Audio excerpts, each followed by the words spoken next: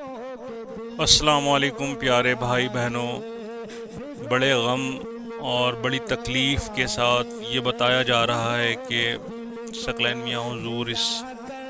فانی دنیا سے رخصت ہو گئے۔ ہم سب مریدین کو چھوڑ کے اس دنیا سے فنا ہو گئے اور اپنے حقیقی مالک سے جا ملے ہیں۔ یا رب قدیر، ہمارے پیر و مرشید کے درجات کو بلند فرما، ان کے مقام مرتبے کو مولا کریم بے پناہ بڑھا دے، اور مولا ان کے صدقے اور طفیل میں ہم گناہ گار جو ان کے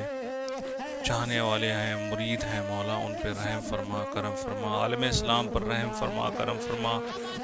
حضور کے بارے میں بہت سی خبریں آ رہی ہیں، تو میں نے سوچا ایک چھوٹی سی آپ کو انفارمیشن شیئر کر دوں کہ کس طرح سے شیڈیول ہوگا۔ آج صبح سے غالباً 4 بجے سے میاں حضور کے چہرے کے دیدار کرائے جا رہے ہیں، اور اس کی سب سے بڑی وجہ یہ ہے کہ مریدوں کا ایک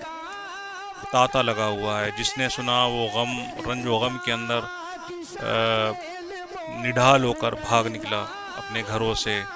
اپنی بستیوں سے، اپنے قصبوں سے، اپنے شہروں سے، جو بھی گرد و نواح میں جو بھی شہر ہیں، بستیاں ہیں، قصبے ہیں، گاؤں ہیں، جن سے جو جس طریقے سے آن پڑا وہ دوڑے چلے آئے۔ تو کیونکہ اتنا غم اور نا یقین کرنے والا منظر ہے کہ ایک پیر و مرشد کا سایہ اس کے گناہ گار مریدوں پر سے اٹھ جائے، تو اس کی کیفیت وہ نہیں سمجھ سکتا۔ پیر و مرشد کا مرتبہ ایک اعلیٰ مرتبہ ہے، ایک اعلیٰ درجہ ہے، اس کو ہم کیا بیان کریں۔ آپ لوگ سمجھدار ہیں، آپ لوگ جانتے ہیں، آپ لوگ عقیدت رکھتے ہیں، اور ہمارا پیر ایسا پیر جس کے وہاں شفقت ہے، محبت ہے، بانٹنا ہے، صرف بانٹنا ہے، لنگر ہے، لوگوں کو کھلانا ہے، بس کھلانا ہے، کھلائے جا رہے ہیں، لوگ آ رہے ہیں، فیض پا رہے ہیں، لوگوں کو بے حساب مل رہا ہے، لوگ دنیا مانگ رہے ہیں، دنیا مل رہی ہے، دین مانگ رہے ہیں، دین مل رہا ہے، ایمان کی طلب رکھتے ہیں، اخلاق کی طلب رکھتے ہیں، روحانیت کی طلب رکھتے ہیں، تو پیر کی نظر و کرم اس طریقے سے بھی ہے۔ اور اب پیر و مرشد بظاہر ہمارے سامنے سے اوجھل ہو جائیں گے، کل ان کا مدفن ہو جائے گا، غالباً 10 بجے کا ٹائم دیا ہے، تو 10 ساڑھے 10 بجے ہو سکتا ہے، یہ میں یقینی نہیں کہہ رہا ہوں، مگر اسلامیہ گراؤنڈ میں ہی ان کا نماز جنازہ پڑھایا جائے۔ اور ان کے متعلق، میاں حضور کے متعلق بھی بہت سے لوگ کہہ رہے ہیں کہ ان کو ڈینگو ہو گیا۔ میں اس بات کو نہیں مانتا، اور میرے پاس کوئی ذرائع بھی نہیں ہیں، اس طرح کے سورسز بھی نہیں ہیں کہ میں جس سے تصدیق کر سکوں کہ میاں حضور کو ڈینگو کی وجہ سے آپ انتقال فرما گئے۔ دیکھیے، دنیا سے کوچ کرنے کے لیے کوئی نہ کوئی وجہ تو ہوتی ہے، ہم اس ڈیبیٹ میں نہیں پڑھتے، مگر لوگوں کو اس طرح کی بات نہیں کرنا چاہیے۔ میاں حضور پرسوں والے دن، غالباً بدھ والے دن، میں میاں حضور کو سلام کرنے کا مجھے شرف حاصل ہوا، آپ کی زیارت حاصل ہوئی، اور آخری سلام میں میاں کو اور میاں کی آخری زیارت کر پایا۔ اور اس دن اتنی جلدی سے سارے کام بنے کہ جیسے ہی میں گیا تو مجھے زیادہ انتظار نہیں کرنا پڑا، ایک لائن لگی ہوئی تھی، غالباً 2:30 بجے کا ٹائم تھا، اس لائن میں گیا، نمبر بھی جلدی سے آ گیا، زیادہ لوگ بھی نہیں تھے اس دن۔ میاں حضور ایک آرام سی کیفیت میں بیٹھے ہوئے تھے، جیسے ایک بزرگ بیٹھے ہوتے ہیں، اور میں نے آج تک اپنی زندگی میں میاں حضور سے نظر اٹھا کے بات نہیں کری، میرے بس کی بات نہیں، میں گناہ گار انسان۔ تو میں ادباً ان کے سامنے جا کے کھڑا ہو گیا، میاں حضور کے سامنے، تو کیونکہ بھیڑ ہوتی ہے تو لوگ آگے بڑھانے کا سلسلے کو رکھتے ہیں جاری، تو میں نے تھوڑا اشارہ کیا، میاں حضور کے سامنے اپنی پریشانی، اپنی بات کو رکھا۔ پھر میں نے میاں حضور سے، آپ کافی پیچھے بیٹھے ہوئے تھے، میں بوسہ نہیں لے پایا، میاں حضور نے پھر اپنے شفقت والے ہاتھ میرے سر پہ رکھ دیے، ہم نے کہا میاں حضور آپ اپنے ہاتھ رکھ دیجئے میرے سر کے اوپر، تو آپ نے بہت ہی شفقت کے ساتھ مجھے دعائیں دی، اور اس کے بعد میرے سر پہ ہاتھ رکھ دیا۔ وہ میرے لیے آخری منظر تھا، آخری سلام تھا، میاں کے آخری دیدار تھے۔ کوشش کرتا تھا میں مہینہ 2 مہینے میں چلا جاؤں، کیونکہ میں شہر سے نہیں ہوں، مگر میرے پیر نے بہت کچھ لوگوں کو دیا، بانٹا، اور سلسلہ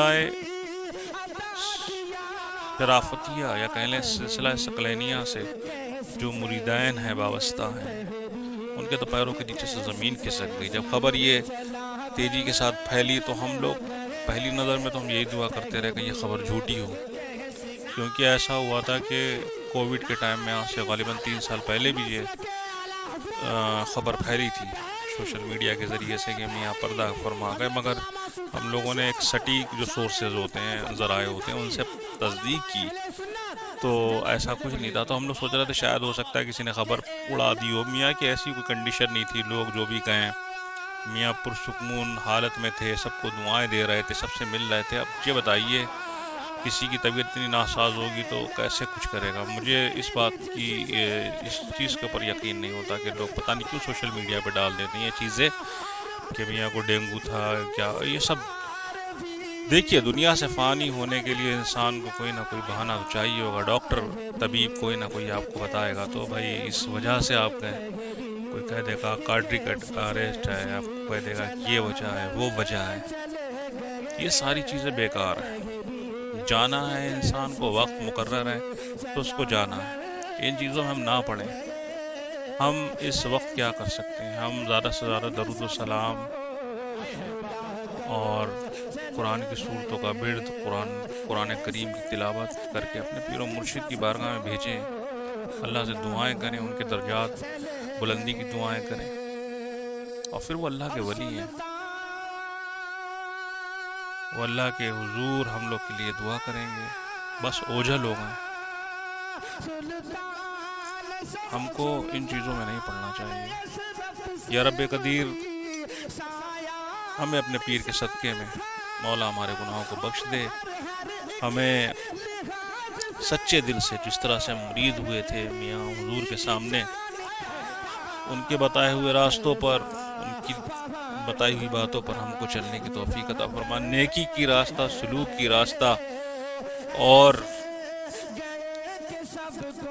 امن کی راستہ پہ چلنے کی توفیق عطا فرما یا رب قدیر، کیونکہ ہم لوگ میں آپس میں بڑا بغض، بڑی عنایت، رسوائیاں، پتہ نہیں کیا کیا چیزیں چلتی رہتی ہیں، شکایتیں چلتی رہتی ہیں، اختلاف چلتے رہتے ہیں۔ اللہ تعالیٰ ان صوفیہ اکرام کے صدقے طفیل میں ہماری بے حساب بخشش و مغفرت فرما، اور ان کے بتائے وہ راستے پہ چلنے کی توفیق عطا فرما۔ وآخر دعوانا ان الحمد